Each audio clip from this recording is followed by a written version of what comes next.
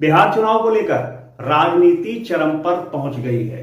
भले ही अभी चुनावों की तारीखों का ऐलान ना हो, लेकिन राजनीतिक दलों ने चुनावी मैदान की शतरंज पर अपने अपने पासे बिछाना शुरू कर दिए हैं। एनडीए से लेकर महागठबंधन तक सभी इस फील्ड में अपने लाव लश्कर लगा रहे हैं। जहां एक और एनडीए में बैठकों का दौर शुरू हो गया है, तो वहीं दूसरी तरफ महागठबंधन में भी बैठकों का दौर जोरों पर है। और ये तस्वीरें जो आप देख रहे हैं, ये बिहार चुनाव में एनडीए को पटखनी देने हेतु महागठबंधन की बैठक हो रही है। लेकिन इस बैठक में सभी की निगाहें एआईएमआईएम चीफ असदुद्दीन ओवैसी पर टिकी है। ये बैठक भले ही तेजस्वी यादव के नेतृत्व में हो रही हो, लेकिन सबकी नजरें ओवैसी की धमाकेदार एंट्री पर है, क्योंकि इस बैठक में ही ओवैसी की पार्टी को लेकर बड़ा फैसला होने वाला है, जो बिहार की सियासत को हिलाकर रखने वाला है। जानकारी के मुताबिक बिहार चुनाव को लेकर महागठबंधन की बैठक में सीट शेयरिंग पर हो सकती है चर्चा, और बिहार में एआईएमआईएम महागठबंधन का बन सकता है हिस्सा। तो दोस्तों नमस्कार, मैं इरशाद अली और आप देख रहे हैं यूपी 76 न्यूज, खबर हमारी दुनिया तक। बस आपसे एक ही निवेदन है, यदि आप हमें फेसबुक पर देख रहे हैं तो फॉलो करें, और यदि यूट्यूब पर देख रहे हैं तो चैनल को सब्सक्राइब करके घंटी वाला बटन जरूर दबाएं।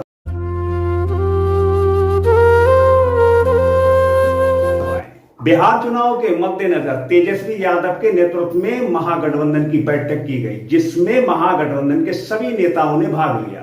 लेकिन चौंकाने वाली बात यह रही, जब इस गठबंधन बैठक में एआईएमआईएम की एंट्री हुई, अब सबकी निगाहें ओवैसी की धमाकेदार एंट्री पर थी।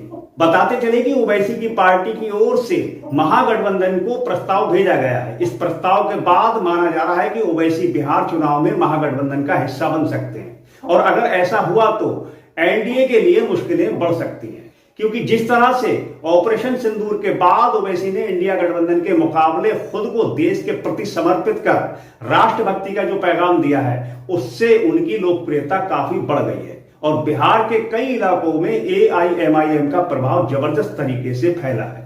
बता दें कि एआईएमआईएम ने शुरू में बिहार की 243 विधानसभा सीटों में से 50 से ज्यादा सीटों पर चुनाव लड़ने की योजना बनाई थी, लेकिन अब पार्टी की तरफ से महागठबंधन का हिस्सा बनने के लिए पार्टी की तरफ से संकेत दिए गए हैं। इसीलिए माना जा रहा है कि पार्टी महागठबंधन में शामिल होने के बाद कम सीटों पर भी चुनाव लड़ने का फैसला कर सकती है। इन्हीं प्रकार के सवालों को लेकर जब हमने एआईएमआईएम नेता हाफिज तालिब सिद्दीकी से वार्ता की, तब उन्होंने बड़े ही बेबाकी के अंदाज में जवाब दिया।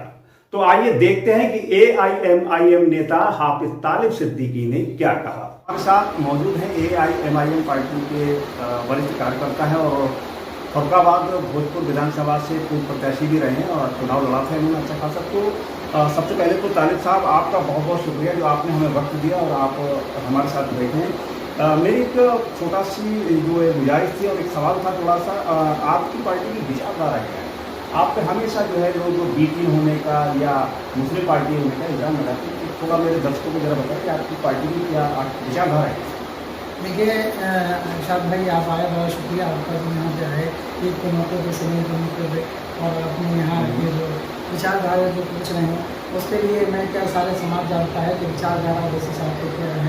असल बात यह है कि ओवैसी साहब की विचारधारा ये है कि उन्होंने देखा है, शोषित समाज को देखा है, वंचित समाज को देखा है, पिछड़ों को देखा है, मुसलमानों के बुरे हालात को देखा है, जो हिंदुस्तान में मुसलमानों के साथ 70 साल में जो शोषण किया गया है, मुसलमानों के साथ जो पिछड़ों के साथ जो शोषण किया गया है, जो उनको आज बैकफुट पर लेके जाया गया है। मुसलमान नेता तो रहे, मगर मुसलमान लीडर तो रहे, कहीं उन्होंने कहीं मुसलमान की पढ़ाई लिखाई का इंतजाम नहीं किया। उन्होंने देखा कि मुसलमान लीडर रहे, मगर कहीं कोई बच्चों को कहीं उनके क्वालिफिकेशन के लिए ध्यान नहीं दिया गया। बच्चों को आज मुसलमान सबसे ज़्यादा जो पिछड़ा है, शिक्षित नहीं है, तो उसकी वजह क्या है? जो हमारे नेता मुसलमान रहे हैं, हमारे लीडर जो मुसलमान रहे हैं, उन्होंने अपने कौम को नहीं देखा। मुसलमान मंत्री भी रहे, लीडर भी रहे, और हमने जिन्हें मुख्यमंत्री बनाया उन्होंने हमारे साथ कर दिया। ओवैसी साहब का यही एक विचारधारा है। उन्होंने एक पेड़ पौधा लगाया है और इंशाल्लाह किसी दिन बड़ा दरख्त बन के तैयार होगा। असल बात यह है कि हिंदुस्तान में हमारी हालात बहुत खस्ता है, पिछड़े हुए हैं, हम हर चीज़ में पीछे हैं, हम पढ़ाई लिखाई में पीछे हैं, हमारे पर ध्यान नहीं दिया गया। हमारी बेरोज़गारी है, हमारे साथ जो है ना भेदभाव किया जाता है, हमारे ऊपर कटाक्ष किए जाते हैं, हमारे पर इल्ज़ाम लगाए जाते हैं, मगर वोट के लिए तो सारे लोग आ जाते हैं, वोट के लिए सब हाथ जोड़ करके आ जाते हैं, सब भाई वोट दीजिए, आपके पास कोई विकल्प नहीं है। आपके पास कोई, अगर आपको बीजेपी को हराना है तो हमें वोट देना पड़ेगा।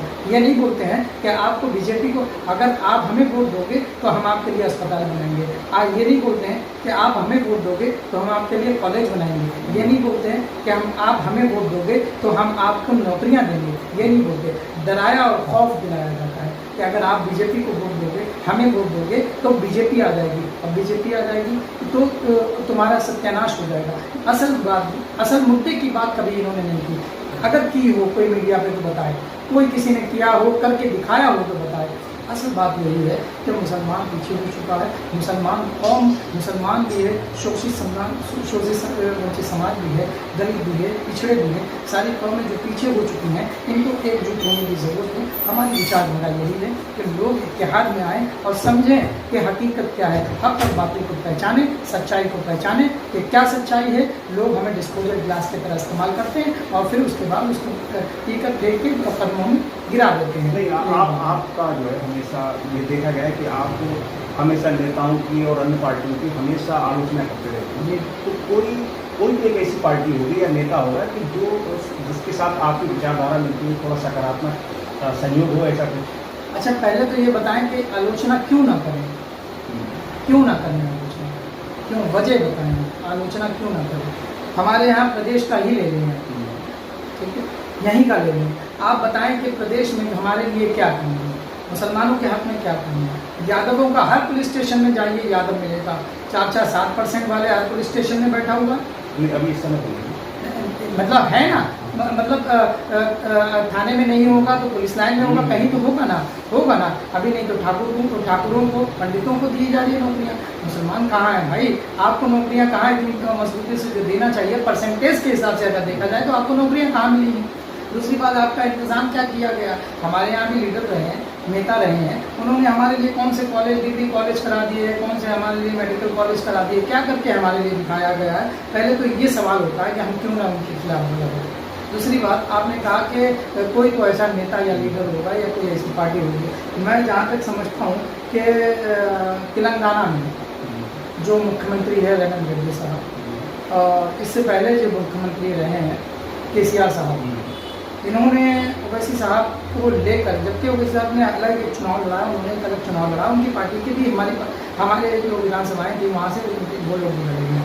मगर आज ओवैसी साहब जब आने के बाद, जब ये मुख्यमंत्री रेवंत रेड्डी बनने के बाद, उन्होंने ओवैसी साहब की विचारधारा को समझा, उन्होंने उनके काम को समझा, उन्होंने देखा कि वाकई ये लीडरशिप, ये लीडर, ये नेता, ये सुबह 9 बजे बैठ जाते हैं, शाम को 3 बजे हटते हैं। डेली की बिला नागे मेरा सदर दारुसलाम में सुबह 9 बजे बैठकर शाम को 3 बजे हटता है, पब्लिक के बीच में बैठता है, पब्लिक की बात सुनता है। रेवंत रेड्डी साहब ने ओवैसी साहब की बात सुनते हैं और मानते हैं और वो काम कराते हैं, तो वो पसंदीदा नेता हैं, अच्छे नेता हैं। उन्होंने बात को समझा और वहाँ पर वो अगर कोई बात उठाते हैं तो उस बात को समझते हैं। मैं समझता हूँ वो नेता अच्छे हैं। चलिए, अब 2026 में जो है जिला पंचायत चुनाव आने वाला है, 27 में विधानसभा चुनाव आने वाला है, तो ये जो चुनाव होने वाला है इसको लेके क्या किसी पार्टी से या किसी नेता से कुछ गठबंधन जैसे, जो क्योंकि आपको तो गठबंधन वाला मामला है, तो कोई किसी से गठबंधन वाला मामला बनना है? देखिए, बिहार चुनाव करीब में है, 6 महीने 5-7 महीने जो भी रहेंगे, तो यहाँ पे अख्तर अली मान साहब हमारे जो प्रदेश अध्यक्ष भी हैं और वहाँ MLA भी हैं, वहाँ हमारे 5 विधायक भी थे जो तोड़ ले गए दूसरी पार्टी में, तो उन्होंने अपना पैगाम भेजा है कि हम गठबंधन में आने के तैयार हैं और वहाँ बातचीत चालू है। और दूसरा ये रहा सवाल कि हम 2022 में भी हमने पैगाम भेजा था सारी पार्टियों को कि आप हमें गठबंधन में लें, हम आपके साथ रहना चाहते हैं, हम 100 सीटों के बजाय 10 सीटों पर लड़ने के लिए तैयार हैं, मगर आप आओ तो सही, आप बोलो तो सही कि हम लेना चाहते हैं। आपने 2% वालों को गठबंधन में ले लिया, 7% वालों को गठबंधन में ले लिया, 2.5% वालों को गठबंधन में ले लिया, 13% वालों को गठबंधन ले लिया, 18-20% वाले कहाँ हैं? हम कहाँ हैं? हमारी कोई औकात है या नहीं है, या खाली हम दरी बिछाते रहेंगे? अब्दुल करेगा क्या? पंचायत जोड़ेगा और दरी बिछाएगा, इसके अलावा दूसरा कुछ काम नहीं है।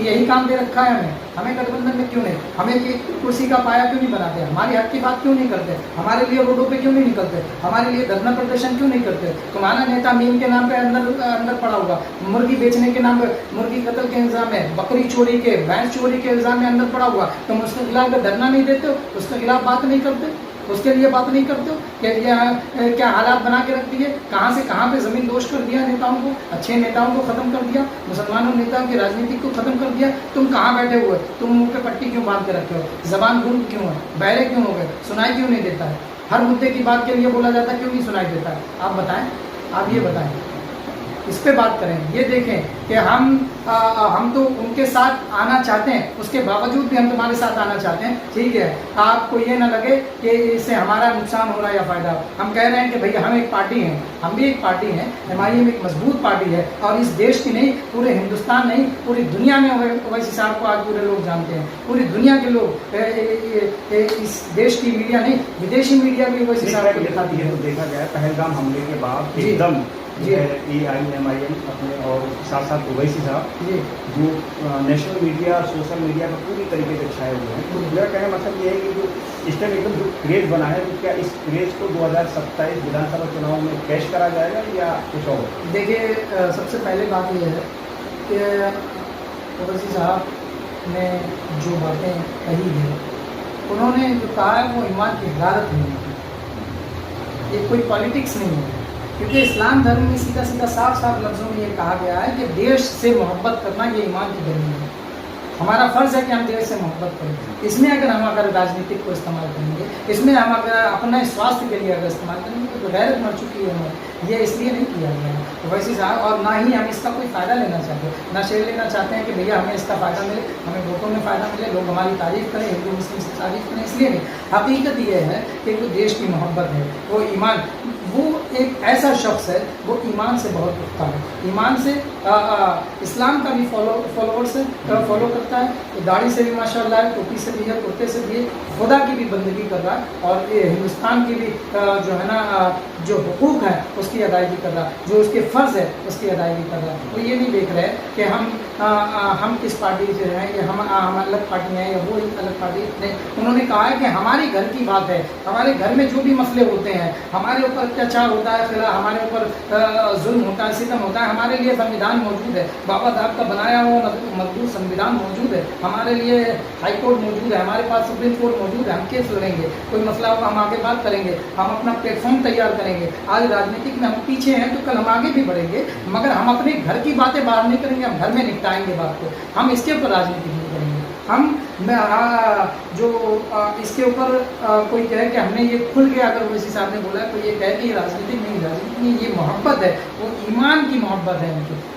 कुरान ने सीधा सीधा फरमा दिया कि आप जिस देश में रहते हैं उस देश में रहकर उस देश से मोहब्बत करना आपका फ़र्ज़ बनता है। तो हम इसीलिए हमें कोई इसका बेनिफिट नहीं चाहिए। लोग जानते होंगे, अगर लोग जानेंगे कि वाकई ये लीडर ऐसा लीडर है, तो विपक्ष भी था, जो लोग थे उन लोगों ने ये देख लिया कि वाकई ये लीडर यही लीडर है जो हमारी शान और आन हिंदुस्तान की जो बाहर जाके बढ़ा सकता है, इसलिए उस लीडर को साथ किया गया। आज जितने भी वीडियोस वायरल हैं हिंदुस्तान में बाहर जाने के बाद, आप मुआयना करें सबसे ज़्यादा वीडियो किसके बारे में, और सबसे ज़्यादा पक्ष हिंदुस्तान का पक्ष रखने वाला और पाकिस्तान के खिलाफ बोलने वाला कोई शख्स है तो असदुद्दीन ओवैसी साहब है। आप देख सकते हैं कि इरशाद भाई कि हमारा काम ये नहीं है, MIM का काम ये नहीं है, मेरे लीडर का काम ये नहीं है कि काम कोई और करे और श्रेय कोई और ले, है ना। हमारी सेना जो है जंग लड़ती है, और हमारी सेना जंग लड़ती है, अब वर्दी पहनकर कोई और दिखाता है, उसके पोस्टर आज जो हिंदुस्तान में जो लगते हैं वो प्रधानमंत्री जी के लगते हैं। हमारा काम ये नहीं है कि इस तरीके की राजनीति करी जाए, हमारा काम ये है कि हिंदुस्तान से मोहब्बत करना हमारा ईमान का हिस्सा है। हम हिंदुस्तान के लिए जान, आन, शान सब कुछ कुर्बान करने के लिए। क्या आपकी इसी बात 2027 में विधानसभा चुनाव में क्या मुसलमानों का थोड़ा सा रुझान दिखेगा? देखिए, मुसलमान का रुझान बहुत अच्छी बात है कि आप ये देखें कि आप चले जाएँ 2022 की बात अलग थी और 2027 की बात अलग थी। तो ओवैसी साहब तो हिंदुस्तान ही नहीं पूरी दुनिया जान चुकी है कि कोई अपने अगर तराजू में कोई तौला जाए ओवैसी साहब को तो वो जान चुके कि हमारा पलड़ा ओवैसी साहब का पलड़ा कहाँ पे मौजूद है। वो कितने मजबूत नेता हो चुके हैं, ये सब जान चुके हैं कि अब 2000 चुनाव में इंशाल्लाह मुसलमान ही नहीं बल्कि और कौन भी सपोर्ट करेगी। अभी हमने ओवैसी साहब ने, मेरे सदर ने, जो अभी बिहार में एक पंडित जी हैं, उनका ऐलान कर दिया है विधानसभा चुनाव के लिए। बहुत मजबूत नेता है पंडित, वो आए हुए हैं, चूटीधारी हैं भाई साहब, है ना। वो कह रहे हैं कि मेरा सदर मेरी शान है, समझे। ओवैसी साहब की भाई ये हिंदुस्तान की शान है, ये ओवैसी साहब हिंदुस्तान की आन है। वो कह रहे हैं आज वो चुनाव लड़ने जा रहे हैं। ये नहीं सिर्फ हम मुसलमानों के लिए ही, मुसलमान भी आएंगे, दलित भी आएंगे, सैयद सैनी भी आएंगे, कुशवाहा भी आएंगे, पंडित भी आएंगे, सब आएंगे इंशाअल्लाह, क्योंकि हम काम करेंगे। इसके लिए असल बात यह है कि हम जो पिछड़ों के लिए जो बात है मुसलमानों के हक में ओवैसी साहब बिल्कुल बोलते हैं। उसकी वजह यह है कि मुसलमान पिछड़ा हुआ है, वो सबके हक में बोलते हैं, वो दलितों के लिए भी बोलते हैं, मगर मुसलमान सबसे ज़्यादा पिछड़ा हुआ है। सच्चर कमेटी की रिपोर्ट भी यही बताती है मुसलमान पंचर जोड़ने वाला, मुसलमान पीछे है, मुसलमान पढ़ाई लिखाई में पीछे, मुसलमान के पास इल्म नहीं, मुसलमान को पीछे रखा गया। वोट बैंकिंग के तौर पे मुसलमान को सिर्फ वोट बैंकिंग के लिए इस्तेमाल किया गया। और मैं आपको इस शेर के साथ आखिरी आपको अलविदा कहना चाहूँगा कि मुसलमान ये बात याद कर लें कि ये इस दौर का नहीं, इस सदी का बहुत बड़ा नेता है ओवैसी साहब, जिसको असदुद्दीन ओवैसी कहते हैं, जिसको हिंदुस्तान के नहीं विदेश के लोगों ने भी जान लिया कि ये वाकई काबिल नेता है।